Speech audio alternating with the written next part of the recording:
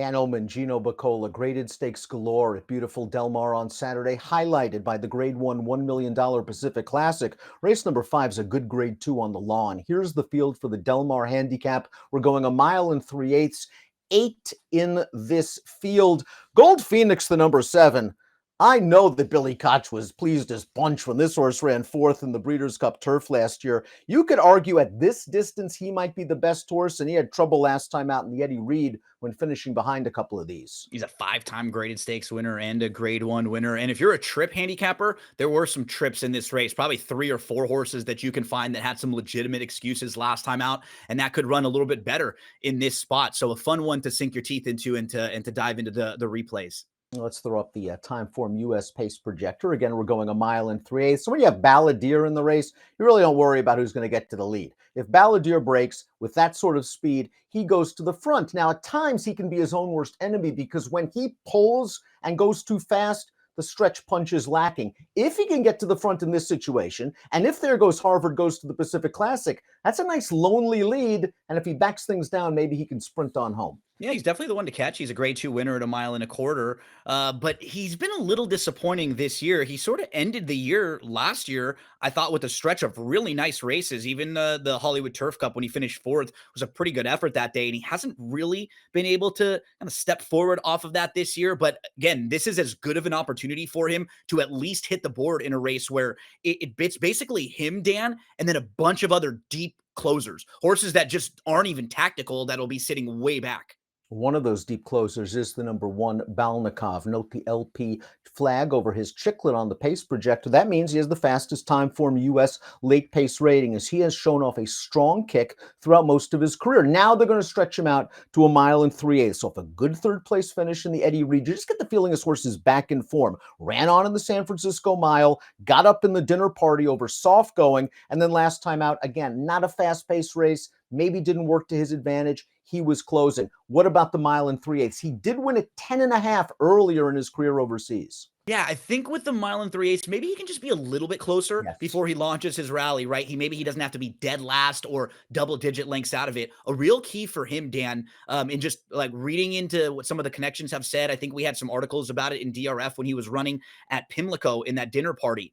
This horse does not like Santa Anita. When you go through his career, he doesn't like the Santa Anita turf. And what a tough spot to be in when you're located in Southern California and when they're running at Santa Anita most of the year. He has 8 races on the Santa Anita turf. He's 0 for 8, and he's only been in the top 3 in 2 of those. The other 11 races he has in North America, 4 wins, 2 seconds, 3 thirds, wins at Del Mar, Keeneland, Golden Gate, Pimlico. He has a 4th and a brutal trip in the only races he didn't hit the board. It's like night and day for him when he gets away from that Santa Anita turf course. So I think he'll have a real shot in here to save a lot of ground and come running.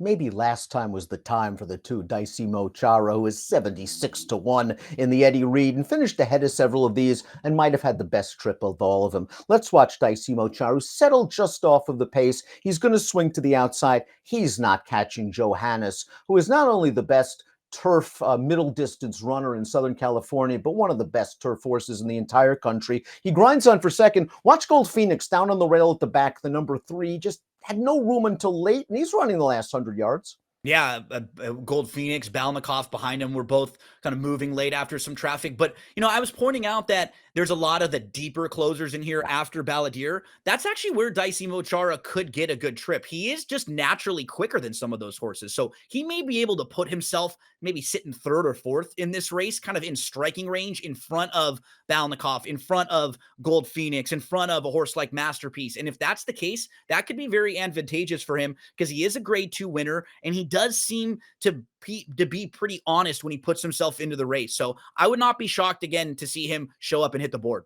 The Reed was at a mile and an eighth, but this horse has performed well at longer distances in the past. He was 3rd in this race in 2022, only a half length behind Gold Phoenix. He was 2nd in the San Luis Rey at a mile and a half. Not the most prolific winner in the world, so you have to demand a price again, although I don't think you're getting 76-1. Balladeer is up next. We saw him on the lead in the Eddie Reed. I just didn't really see much of an excuse. He shook loose on the backstretch. He was tired late. I wonder where he is from a form standpoint, because he has races at longer distance that would make him very competitive, especially if he backs down the fractions. But I just haven't liked what I've seen from him recently. Yeah, I agree with you completely. If this was last year or even the start of this year, I'd be very much willing to play him off of some of those races at the end of 2023, but we just haven't seen him replicate it. And as you were pointing out, it's not like we're looking at excuses. I think in all four of his races this year, he's got the lead, he's cleared off, he's got the trip that he would be hoping for, that we're projecting him to get in here. He just hasn't been able to seal the deal. There goes Harvard. The number 4 was recently privately purchased. Michael McCarthy will retain training services. He's run well on turf. He's run well on dirt. He's cross-centered in the Pacific Classic. I think we'd like to see him in that race. I think he's a better horse on dirt than turf. Yeah, and I think for that field, you can ask some questions about that field going long on the dirt. When you look at him in this spot, there are some legitimate turf route horses in here. And so those horses are in really nice form right now. Balnikhov, Gold Phoenix, those horses have really high ceilings on the grass where, he may be able to be a little bit more competitive. And there's definitely versions of the Pacific Classic that he could run well going a mile and a quarter on the dirt. I hope that's where he goes. Rock Emperor, a Grade 1 winner at a mile and a half, winning the Joe Hirsch Turf Classic back in 2021. It's been a close but no cigar career for Rock Emperor, for those of us that followed him when Chad Brown had him on the East Coast. And he's been okay, but he still finds a way to lose. Here's his most recent start, San Juan Capistrano. I'm not going to hold this against him because the horse that beats him, Planetario, he is very, very good in Southern California going these longer distances, but it looked like Rock Emperor had it in a bag. Yeah, and he's 0 for his last 10. And so when you get to that amount of races where you're not winning and you're not even having that many minor awards, you just start to wonder if they lost a little bit. This is an 8-year-old now. And one of the issues that he has, he doesn't have a lot of early pace himself. So he has a harder time, making his own race. He's at the mercy of race shape a lot of the time. They went very slow early, so he was able to sit closer in a small field last time out. I just think this is a better group, and he doesn't seem like he's in quite the same form that he was a few years ago. Masterpiece, the number 6, might be a sleeper for Rick Dutrow and Juan Hernandez. This horse won the Fort Marcy 2 starts back, going a mile and an eighth, but he has very good form at longer distances, winning the Red Smith in 2023 at 11 furlongs. And he's one of those horses that might have been compromised by traffic in the Eddie Reed last time out. And I got the feeling that was a prep maybe for this race on Pacific Classic Day. Like Dicey Chara, he has tactical speed and can stay closer to the pace at these longer distances. A lot of positives for him. He was second in this race in 2021, second in this race in 2022. You pointed out the Red Smith win. So when you're looking at those mile and 3/8 races, you have some really good ones there on his resume. Beat Ottoman Fleet, who came back to win back-to-back graded stakes races after being defeated by Masterpiece. And then the traffic last time out, second start off, a little bit of a break. Just many positives for Masterpiece. If you're playing pick 4s or pick 5s, he's definitely a horse that I would throw in the mix. You've got the defending champion in here, the number 7 Gold Phoenix. Now he got a very good trip, I thought, when winning the Del Mar Handicap last year. Winning the Whittingham 2 starts back showed a return to form, and I just didn't think he had a fair chance to run last time out in the Eddie Reed. He is a proven commodity going these longer distances, and if he gets any kind of pace, he's going to be very tough. Yeah, Gold Phoenix won this race in 2022 and 2023. Yeah. Grade 1 winner, 5-time graded stakes winner. You were pointing out the traffic that he had down on the inside, and then after that, a big gallop out. So he does feel like he's primed and ready to run a big one in here. I have no knocks on him. I guess my only sort of a reservation would be he just is one of those horses that doesn't have a lot of early speed. So if it doesn't set up well for him, he needs a little bit of racing luck. He needs a bit of help without getting stuck in some traffic, something like that. But Gold Phoenix is a really, really nice fit in a spot just like this. And the X Factor is the number 8, Encinal, making his North American debut after competing in his native Argentina. And he comes into this race off a layoff. We haven't seen him in 8 months. You can get a cup of coffee watching this stretch replay because the stretch here is about 3.5 furlongs long. Encinal did some good things. Listen, if you're betting this race, and I'm not sure how many of us watching bet this race, you want the horse on the lead right now, but Encinal is going to grind him down. Distance isn't an issue. And there were some good horses in here. The 5th place finisher came back to win a Group 1 on the turf. The 4th place finisher came back to win a Group 1 on the dirt. So it's nice to know that he beat some good horses and stays on.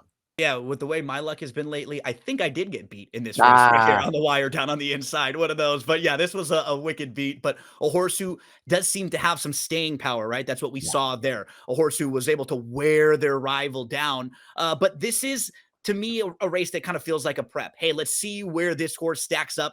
Is this really a horse who we can throw in a Breeders' Cup race in the next 2 months from now? So I think this is kind of a, hey, where do we go from here? And I'm kind of curious to see where this Group 1 winner in Argentina will stack up. That just, we don't know where he is on a class level standpoint and the long layoff. Having to deal with both of those, to me, that's my concern with where he could kind of win this race or be really, really competitive.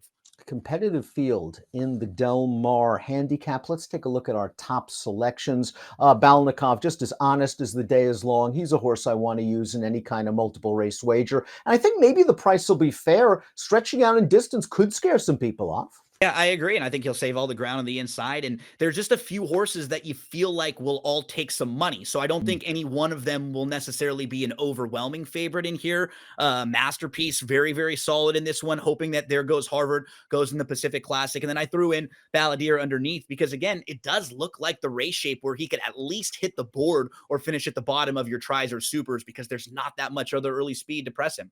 This is just a spread race for me. I had a lot of trouble coming up with a winner. Dicey Chara is going to be a price again. He's capable of getting good trips. I just wonder if last time was the time, the way the race flow worked out in his favor and against some of the others. So I'd have to use a Balnikhov. I'd have to use a Gold Phoenix. And like you, I want to use a little bit of Masterpiece as well. So this is a spread. I need a single somewhere else on the card. We'll have to find out if I have one. 1673 for Gino, 2176 for me. It is the Del Mar Handicap, race number 5. Good luck.